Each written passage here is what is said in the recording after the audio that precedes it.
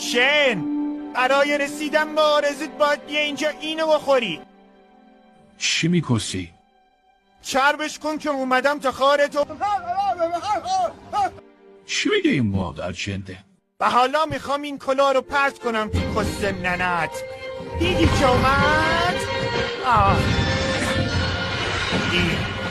ریدم. شهدی فلج نرش رو بگای بابا. بخورش کیفه.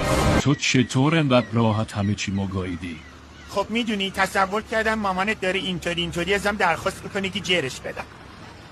بابا چطوری همه چی به تخمته؟ من کل خاندان تو گاییدم، کل زندگی تو شیر بعدی بهت زدم.